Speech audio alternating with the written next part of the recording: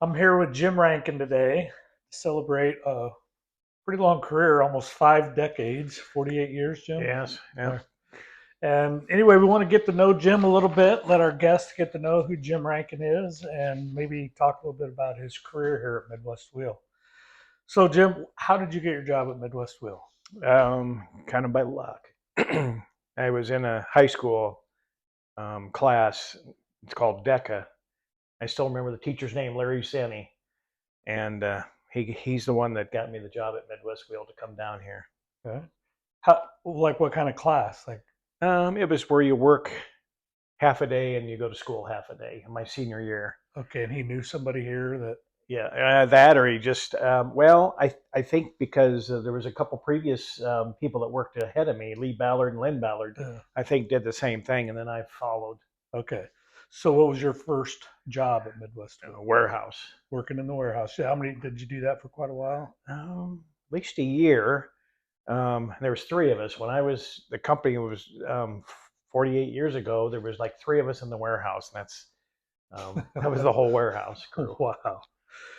Um, so you started out 48 years ago. You start in the warehouse. How long did it take you to figure out that you wanted to be into sales?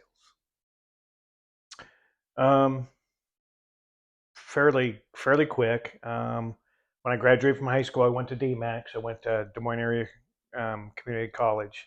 I went into marketing, so I had it figured out fairly soon that was the career I wanted to go down.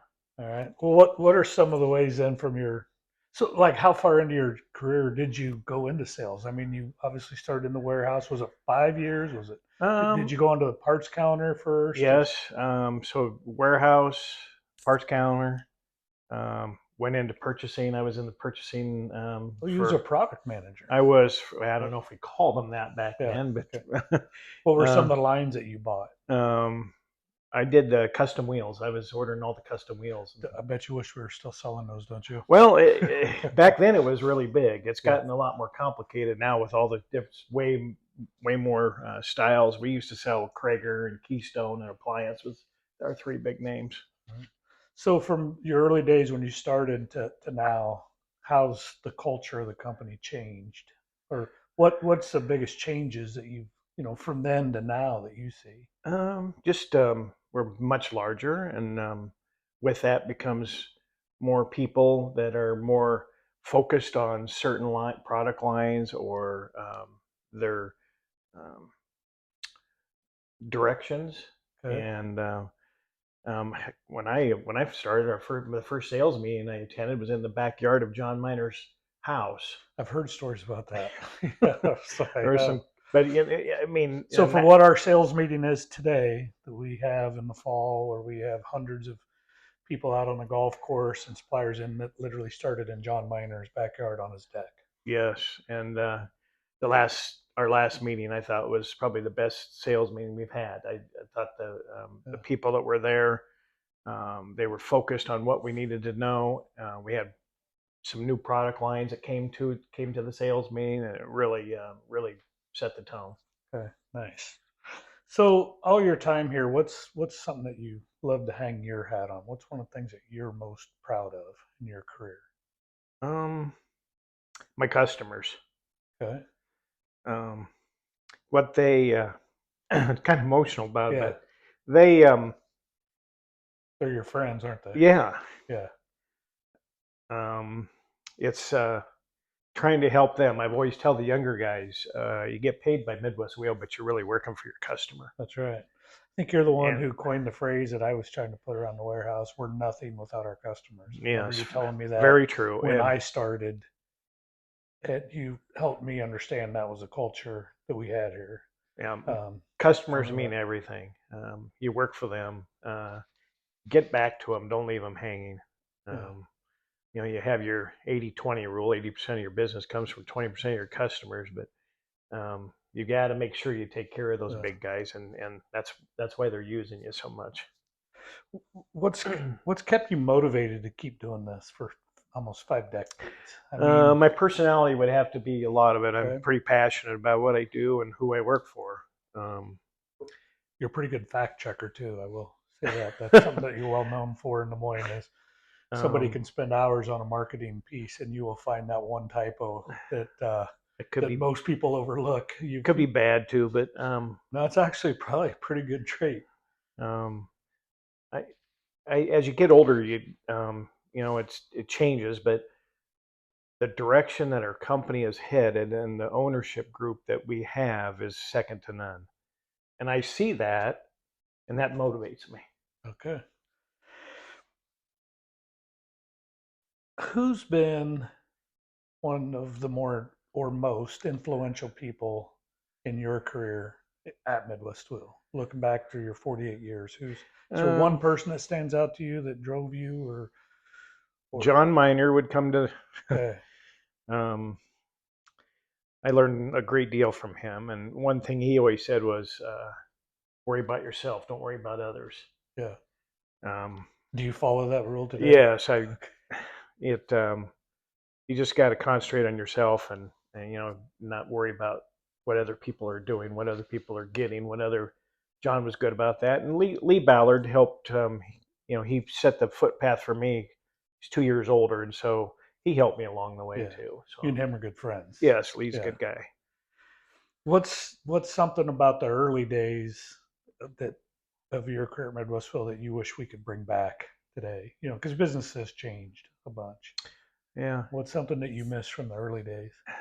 Um, it's when you're smaller, you have certain problems. When you're a larger company, you have certain problems. But I that's a tough one for me to answer because Okay. I think we're doing a lot of things right, and I know when N4 came on, I was ready to Yeah. pack it in. That was a tough.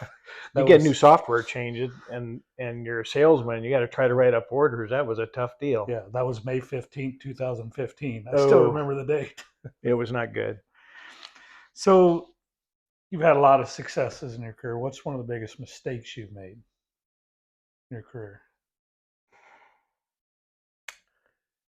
I don't know. That's it'd be a customer or two that I just didn't get cracked. That for some darn reason, if there was a personality problem between myself and the buyer of that company, those always haunt me a little bit, and I Yeah, sometimes you lose hate to sleep over lose. that. But I, other than that, I don't really have one. Have you ever been kicked out of a customer? Yes, Yes. two. Can you tell that?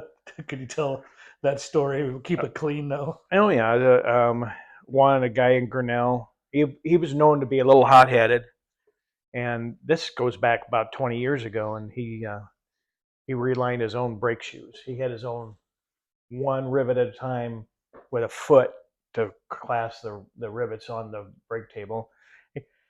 He was buying rivets from me, and I said something I shouldn't have said. I charged him a penny a rivet. And he said, "You're." I almost said the word. Yeah. He said an F word, and I said, "No, no, no, no." Well, then our computer couldn't charge a half a cent, Yeah. and he said, and I said, "No." He said, "It needs to be." I said, "We can't. There's got to be a penny." And I says, "We don't even give Ruan. Ruan was a huge customer." I said, "We can't do that. Our customers computer won't do that. We don't even give our largest customer." And he told me, "Get the hell out." Yeah. Did And you ever go back? no, I mean, there's so many other customers you can call on, and Yeah. it just we gave it to another salesman in our company, and we moved on. And I had another one. The guy was going, he was COD, and I was trying to collect, and he didn't like the way I was. He was probably upset that day, and he kicked me out. And that was clear in Western Iowa, Yeah. and it was just unfortunate. But then they closed like 3 months later. So Okay. yeah, What advice would you give a new, maybe somebody in sales, or maybe even just that new warehouse employee? But if somebody wanted to take your career path, what advice would you give them on how do you become, an outstanding salesman like you've become? it's your personality, your drive. You need to be outspoken a little bit, um, and always be happy. I I there's an employee here that he's always happy. I've never seen the guy down in a day in my life, and I helped him come to Midwest Wheel, and that was the thing that I saw in him. I said, God, we need him at Midwest Wheel, and that's Jason Rose. Yes. And He's got a lot of positive energy. Oh my gosh, and you need that when you're calling on customers. You don't want to go in and if something had a bad meeting at work or something, you can't go in and face a customer and you're not going to sell them anything with an attitude like that. Nice.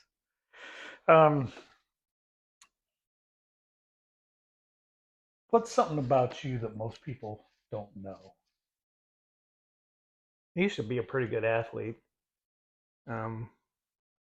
Like in what? I was a lot skinnier, but when I when I graduated from high school, I was 155, and I was a pretty. I mean, I went out for football, basketball, baseball. I was probably baseball was probably my best sport, but